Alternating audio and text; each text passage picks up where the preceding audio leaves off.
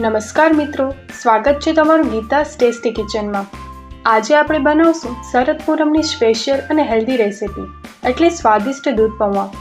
આ વાનગી માત્ર સ્વાદિષ્ટ જ નથી પણ ચાંદનીમાં રાખીને ખાવાથી શરીર માટે ખૂબ જ ગુણકારી પણ માનવામાં આવે છે। તો ચાલો આપણે દૂધ પૌવા બનાવવાનું શરૂ કરીએ।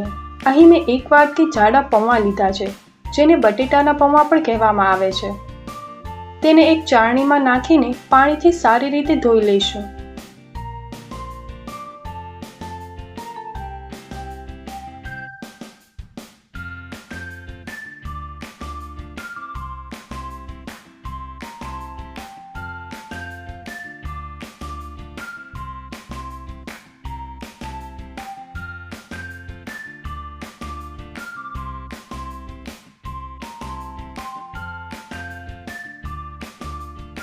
પૌવામાંથી પાણી નીતરી જાય અને તે સારી રીતે પલળી જાય ત્યાં સુધી આપણે એને બાજુ પર મૂકી દઈશું। હવે એક જાડા તળિયાવાળી કઢાઈ અથવા તો વાસણમાં 500 ગ્રામ એટલે કે અડધો લીટર દૂધ લઈશું।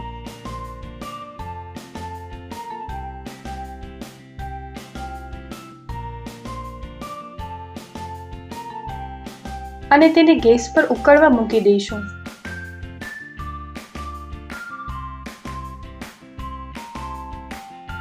આપણું દૂધ સહેજ ગરમ થાય એટલે તેમાંથી 2 ચમચી દૂધ કાઢીને તેમાં કેસરના 2 થી 3 તાતણા નાખીને ઘોળીને રાખી દઈશું। હવે 8 થી 10 બદામ, 8 થી 10 કાજુ અને થોડી ચારોળી લઈશું। હવે આપણે બદામને કતરણ કરી લઈશું।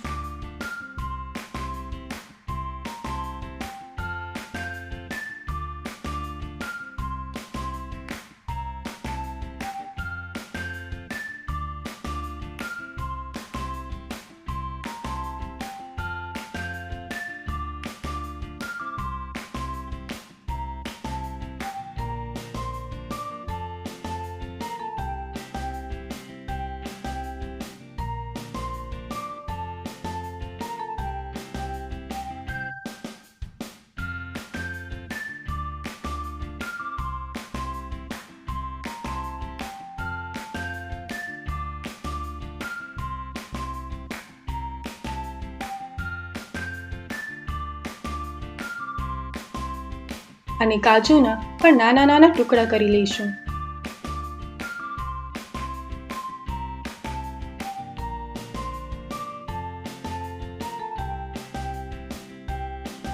આપણા દૂધ પૌવાનો સ્વાદ વધારવા માટે આપણે ઇલાયચીનો પાવડર પણ તૈયાર કરી લઈશું।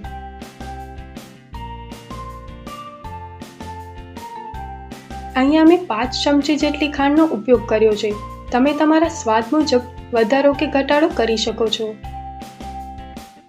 જે પૌવા પલાળ્યા છે તેને અડધી ચમચી ઘી નાખીને સારી રીતે મિક્સ કરી લઈશું। આમ કરવાથી પૌવા છૂટા રહેશે અને એનો સ્વાદ પણ સરસ આવશે।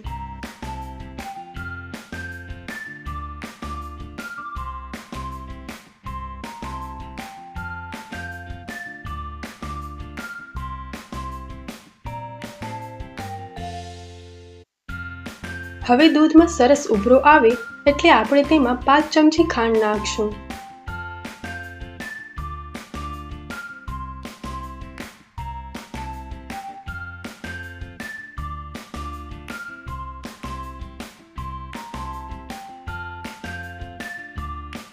આપણી ખાંડ ઓગળી જાય ત્યાં સુધી આપણે દૂધને હલાવતા રહીશું।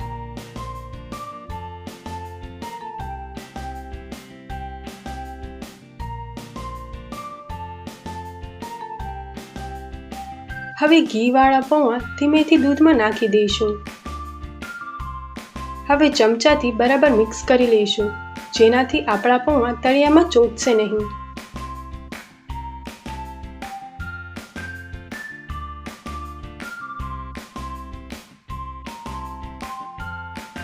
હવે સૌથી પહેલા આપણે કેસરવાળું દૂધ નાખશું।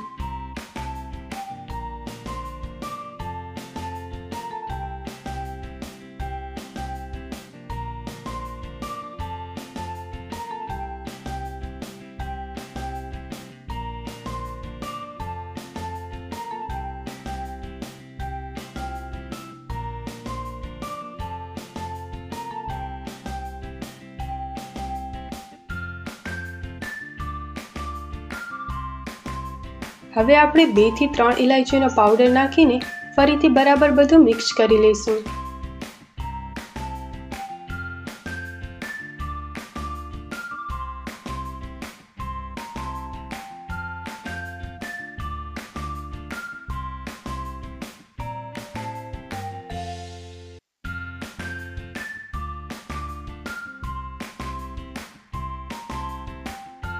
હવે તેમાં કાજુ બદામની કતરણ અને ચારોળી નાખશું.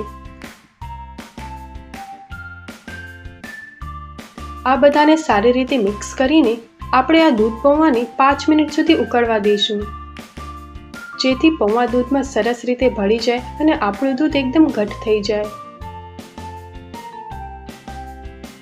હવે તૈયાર થયેલા પૌવાને આપણે બાઉલમાં કાઢી અને એને ઠંડા થવા દઈશું.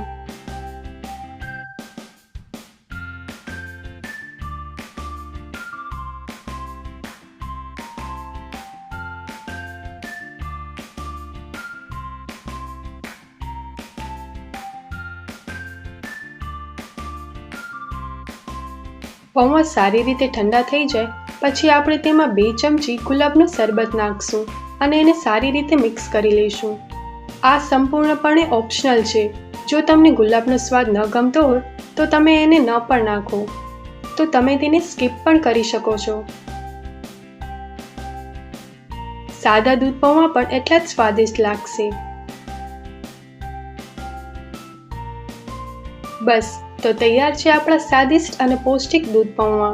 એવું માનવામાં આવે છે કે દૂધ પૌવાને પૂનમના ચંદ્રની ચાંદનીમાં થોડો સમય માટે રાખી અને પછી ખાવાથી શરીર નિરોગી રહે છે અને સ્વાસ્થ્ય માટે પણ લાભદાયી છે. તમને આ રેસીપી કેવી લાગી મને કોમેન્ટ્સમાં જરૂર જણાવજો. જો તમને આ રેસીપી ગમી હોય તો મારા વિડીયોને લાઈક કરજો, તમારા મિત્રો સાથે શેર કરજો અને આપણી ચેનલ ગીતાઝ ટેસ્ટી કિચનને સબસ્ક્રાઈબ કરવાનું ભૂલતા નહીં.